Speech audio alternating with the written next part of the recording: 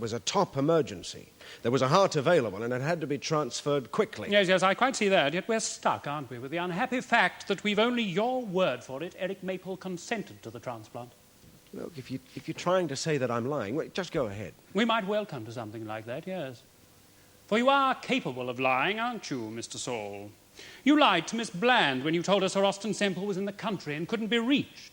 That was because... You allowed that lie to be accepted by the whole transplant team. Now, they'd hardly have let you proceed if they'd known Sir Austin Semple simply hadn't been contacted, would they? The team is made up of local surgeons who hold themselves in readiness for when the call of emergency goes out. They don't have to ask questions on the administrative side.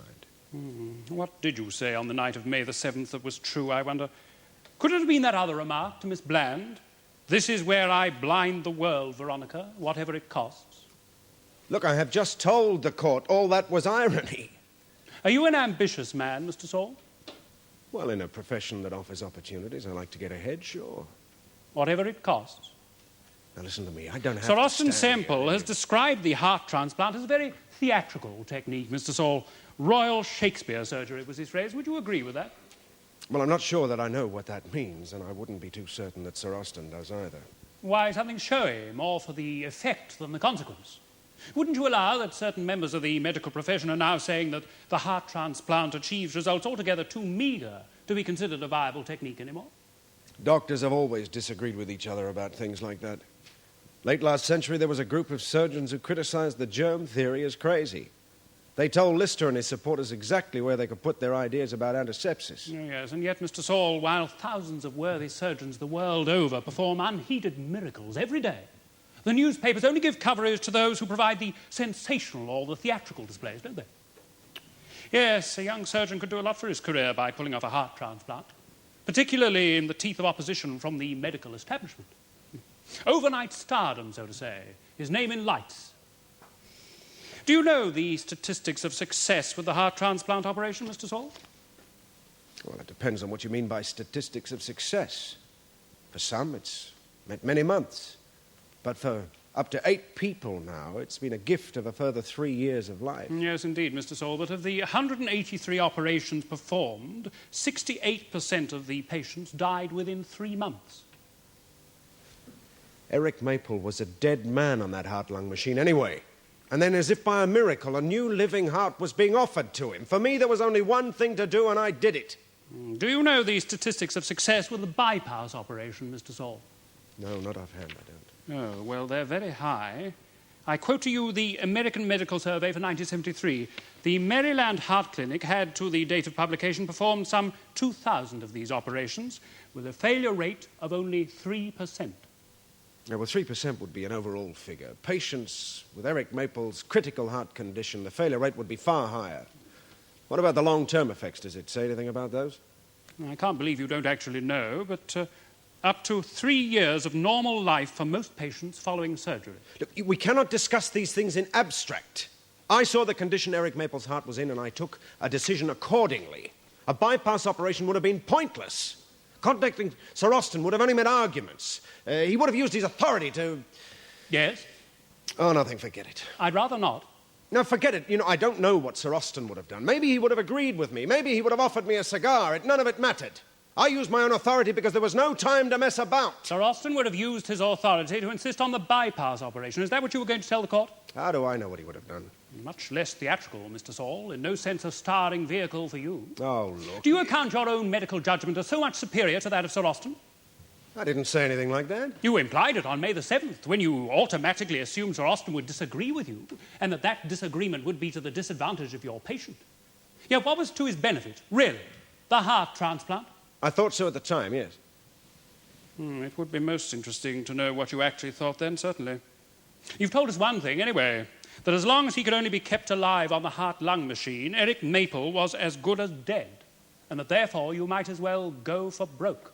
Well, by that I meant... Yes, it's perfectly clear what you meant, Mr. Saul. Could you have performed the bypass operation if you considered it necessary? Of course. Very intricate surgery is required. The heart transplant was a better bet for a dead man, however. Poor doomed Eric Maple. irrevocably embarked on his journey to a better world, so why shouldn't he go out making a name for his hard-working physician? Of course, there was always the wild chance that the transplant might be a success. But even if it wasn't, headlines, Mr. Saul, attention paid, a foot on the ladder. I should just like to make it clear that I do not admit to one charge that you've made against me. I did what was best for my patient. I didn't think what might have been best for me. Whether I should have contacted Sir Austin Semple or not is another question. But I didn't play games with Eric Maple's life. I didn't kill him. Yet why did you not first perform the bypass operation when you knew that this was the action most cardiac surgeons would have taken in the circumstances? Was it? Who says so? Sir Austin says so. Your superior, whose judgment you tell us you don't necessarily consider inferior to your own. Look, it isn't an easy thing to explain. A doctor just has to go as he's led sometimes. But there comes a final moment in surgery, well, in most disciplines, where you don't think, but you just do. Do what you have to do. Now, you could be wrong, of course, but you have to take a chance. You could be wrong, of course. So you're prepared to admit, then, in objective terms, that your choice of the heart transplant rather than the bypass operation may have accelerated Eric Maple's death? Mr. Saul, you must answer that question. I did what was best for my patient.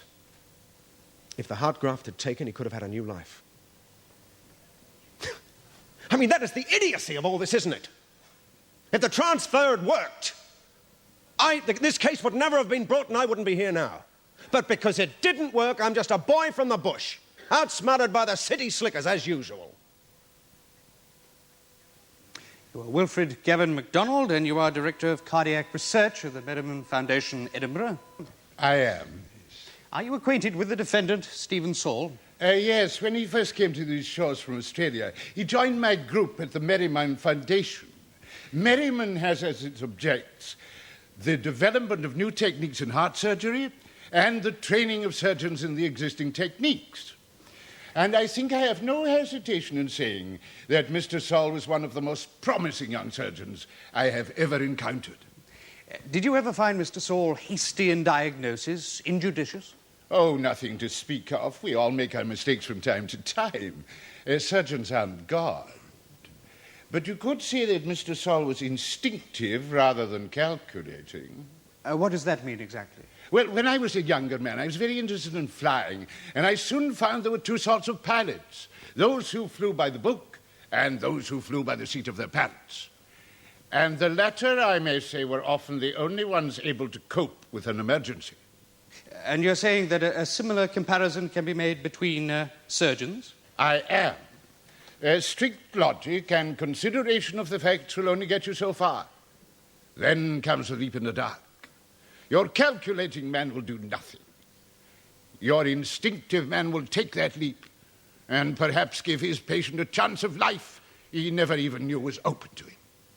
I see. Now, Mr. MacDonald, is it possible to say with any certainty that Mr. Saul might have accelerated the death of his patient by not performing a certain bypass operation? Oh, absolutely not. No, there are times when the bypass operation will serve in coronary cases, times when it won't. So there are no absolutes involved? None whatever. Thank you, Mr. MacDonald. That's all. Mr. MacDonald, isn't it customary for a surgeon to seek consultation with other surgeons before performing an operation with such a low record of success as the heart transplant? Consultation before surgery is always advisable, yes. Particularly in cardiac cases, you could say. Is failure to seek such consultation a kind of irresponsibility, then, towards the patient, showing insufficient concern for his welfare, his life? That's going much too far. My feelings are always to trust the instinct of the surgeon responsible. Allowing him to crash by the seat of his pants, as it were. I see. Well, surely many respected members of the medical profession would quite reject your notions of instinct and calculation in surgery. No doubt. But then I have more experience than most. While Mr. Saul was with you at Merriman, Mr. MacDonald, did you think him an ambitious man? Well, we're all ambitious, aren't we? That sort of thing's neither here nor there. Young surgeons have a career to carve out for themselves just the same as Please, you. I think you know what I'm asking you. Did Mr. Saul strike you as exceptionally ambitious? He was ambitious, yes. It was the most notable thing about him. The poor boy seemed Sayce by the fact that he'd come from those obscure origins away there in Australia and was now alone in the big world. Do you know what he once said to me at a party? "Look out, Dad. I'll do anything to get to the top of my profession."